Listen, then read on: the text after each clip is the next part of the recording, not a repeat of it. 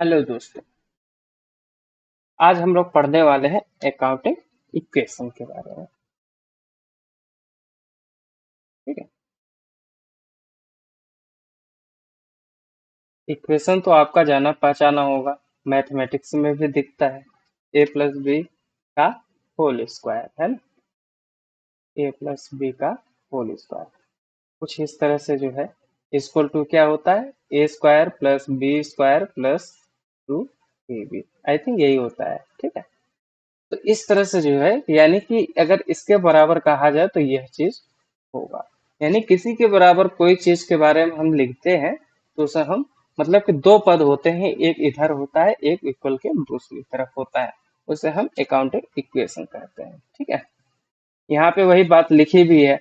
It refers to mathematical statement या equation that express the equality between asset and sum of total of liabilities and capital of the business. अभी यहाँ पे हम ये बात कर रहे थे, यहाँ पे क्या हो गया, एक हो गया एसेट हो गया, इसके अलावा जो है लाइबिलिटीज एंड कैपिटल हो गया। यह इस तरह से जो है हो गया, एसेट हो गया equal to liability plus capital हो गया। या इसी को अलग अलग फॉर्म में किया कहा जा सकता है।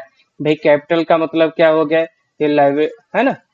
एसेट में से लाइबिलिटी माइनस कर देंगे तो हम कैपिटल कहलाएगा, और लाइबिलिटीज क्या कहलाएगी, एसेट माइनस कैपिटल कह देंगे तो लाइबिलिटीज कहलाएंगे। ठीक है। शायद एक ही बात कहेगा, सॉरी।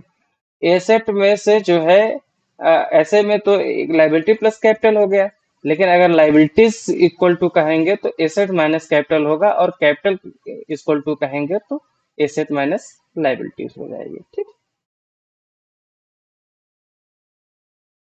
अब इसी को थोड़ा सा हम लोग जो है कि डिफरेंट वे में हम देखने की कोशिश करते हैं, क्योंकि जो है इतने ही से ही बात नहीं बनने वाला। ये सब में क्या क्या आ सकता है, यहाँ के हिसाब से और जगह के हिसाब से मैं नहीं कह रहा, यहाँ के हिसाब से कैश लिख सकते हैं, लिख सकते हैं बिल्कुल। ठीक। और क्या लिख सकते हैं, बैंक लिख सकते हैं, बैंक लिख सकते हैं। थोड़ी राइटिंग खराब है, आप समझ लीजिएगा, क्योंकि इसमें लिखते बनता नहीं है सही तरीके से। ठीक है। बिल्डिंग कह सकते हैं,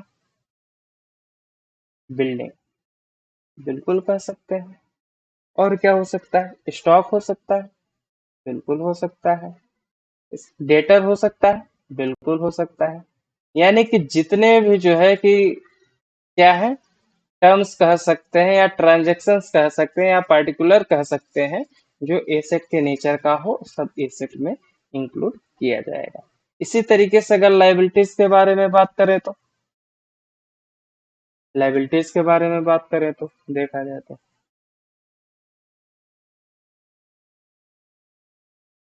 लाइबिलिटी में अगर क्या कह सकते हैं, क्रेडिटर कह सकते हैं, बिल्कुल कह सकते हैं। लोन कह सकते हैं, बिल्कुल कह सकते हैं। और क्या कह सकते हैं बताया जरा। किसी को हमने जो है कि एडवांस रिसीव लिया है किसी से, है ना, बिल्कुल कह सकते हैं लाइबिलिटीज। ये सब क्या होते हैं, लाइबिलिटीज होते हैं, जिसको हमको क्या करना है, पेबल है, यानी हमको पे करना है। ठीक। इस बात का हम ध्यान रखेंगे। ओके। कैपिटल मतलब क्या होता है, ओनर्स इक्विटी। क्या बोलते हैं, ओनर्स इक्विटी।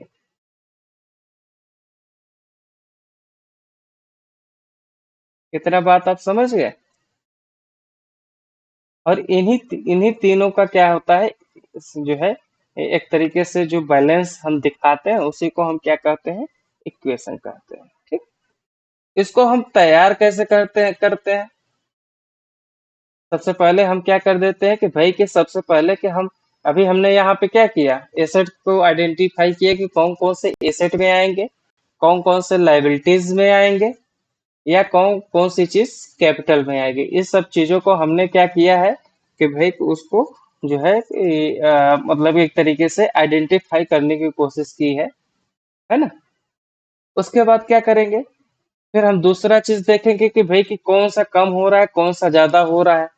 एसेट में क्या कम हो रहा है, इंक्रीज हो रहा है डिक्रीज हो रहा है, लाइबिलिटी में क्या इंक्रीज हो रहा है डिक्रीज हो रहा है, या कैपिटल में क्या इंक्रीज हो रहा है क्या डिक्रीज हो रहा है। ठीक। इसके बाद जो है कि अगर कोई इंक्रीज होगा तो उसको जो है कि हम क्या करेंगे, अभी हम ये सब देखेंगे, भी लिखा हुआ तो वही पढ़ रहे हैं, ठीक है। खैर चलिए, ये तो सब पढ़ ही लेंगे, इसमें बहुत जो है कि वैसा लिखा नहीं है। आ करके हम लोग थोड़ा सा जो है इस पे हम लोग करते हैं। चलो हम लोग एक इक्वेशन बनाते हैं, तभी बात समझ में आएगी, ऐसे समझ में नहीं आएगी। इधर हम क्या लिख दिए, एसेट लिख दिए, है ना, थोड़ा सा जगह ले करके लाइबिलिटीज हो गई, और लास्ट में जो है कि क्या हो गया, कैपिटल हो गया, ठीक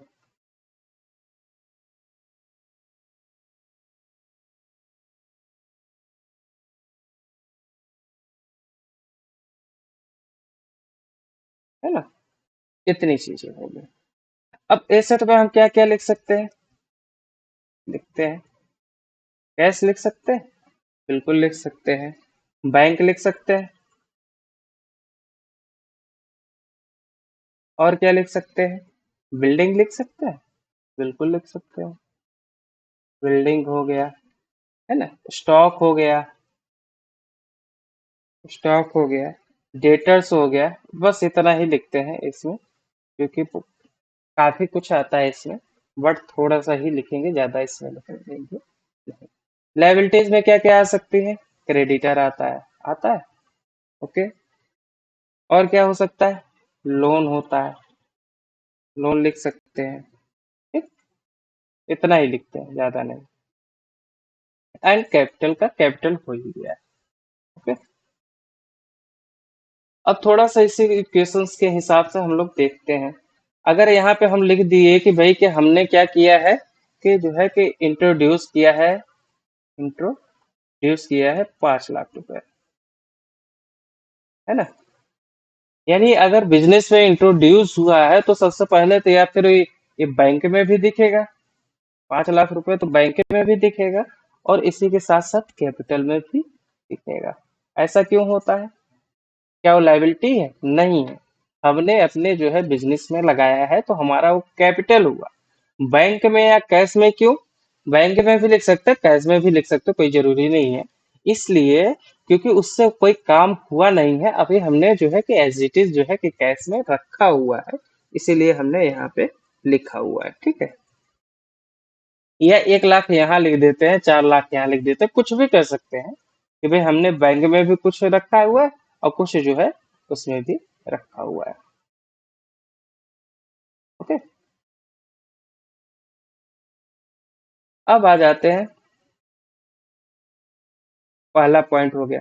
दूसरा पॉइंट हो गया कि भाई क्या हम ये तो लिया लिए, अब कुछ तो काम तो करें। बिल्डिंग हमने एक बना ली, चलो बिल्डिंग बना ली, ठीक है।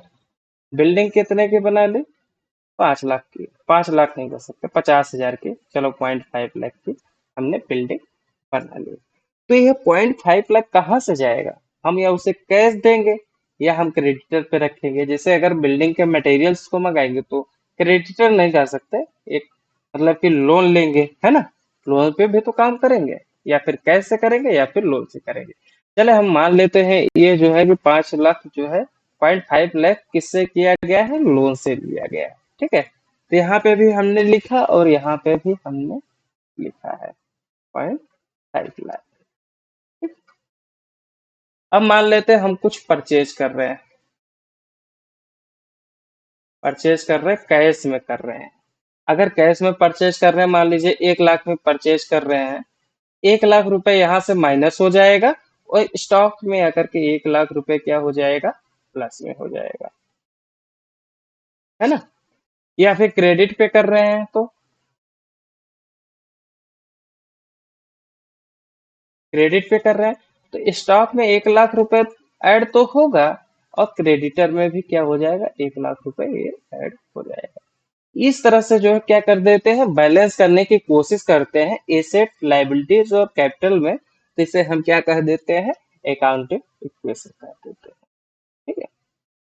क्वेश्चंस आते हैं अधिकतर जो है कि इसमें ज्यादा वैसा पूछता नहीं है, बस थोड़ा बहुत जो है कि थ्योरी के बारे में पूछता है कि भाई कि हम जो है कि अकाउंटिंग इक्वेशन क्या यह सही है क्या गलत है, यह पूछता है तो यहाँ इसके जो है कि 3 या 4 तरीके से जो है कि इक्वेशंस बनेंगे, इसको ध्यान रख लीजिएगा।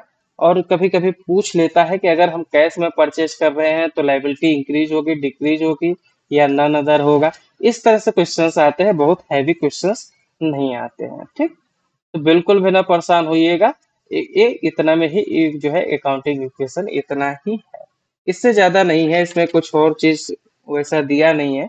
अब इनके अलग अलग जो है कि क्या हो सकते हैं, एडजस्टमेंट हो सकते हैं, जैसे आउटस्टैंडिंग एक्सपेंसेस हो गया, प्रीपेड एक्सपेंसेस हो गया, एक्रूड इनकम हो गया। ये सब क्या है, थोड़े थोड़े करके एडजस्टमेंट्स हैं, तो जब क्वेश्चंस करेंगे तब वहां पे हम लोग सीधा सीधा तौर पे करेंगे।